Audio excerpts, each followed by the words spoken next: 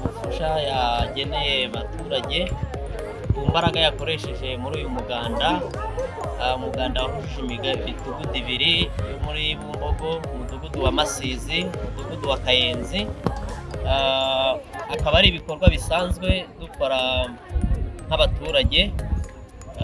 Tugira igitondo cy'isuku aho imidugudu yose ihura n'amasibo tugakora isuku kugira ngo umujyi wacu turusheho kuwutunganya no kugira ngo ugire isuku. Rero turashimira IYF yadufashije, twabanye nayo uyu munsi, birabisoje iduha bimwe mu bikoresho twifashisha mu kugira isuku.